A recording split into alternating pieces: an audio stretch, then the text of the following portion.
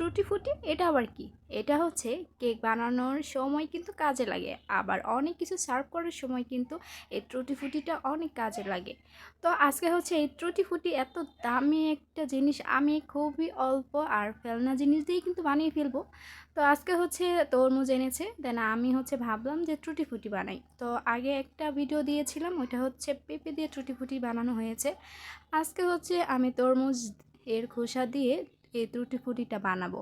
তো প্রথমে হচ্ছে আমি টুটি ফুটিটা সিদ্ধ করে নিয়েছিলাম, এরপর আবার চিনি দিয়ে আমি একদম সুন্দর করে একদম পাক দিয়ে নিয়েছি।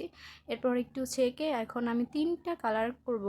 দেখুন এখন হচ্ছে চিনির যে রস ছিল ওইটাও কিন্তু আমি দিয়ে দিয়েছি, আর এখন হচ্ছে কালার ফুড ইউজ করছি। আর এই টুটি ফুটি কিন্তু কালার না হলে একদমই ভালো লাগে না।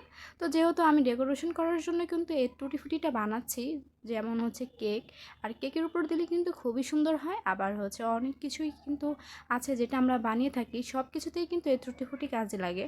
আর অনেক দামি, কিন্তু রেস্টুরেন্টের অনেকজন আছে যারা নাকি এই টুটি ফুটি ইউজ করে থাকে। তো আমি হচ্ছে 3টা কালার করেছি।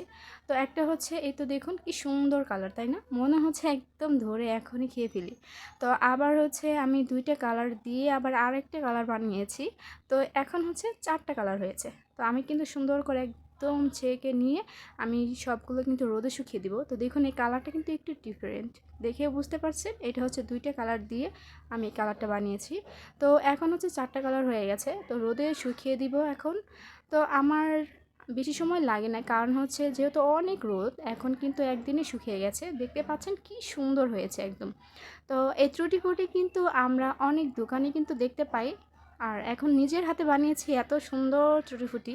আমি তো খুশি অনেক, এত সুন্দর আর এত পারফেক্ট কিভাবে হয়েছে।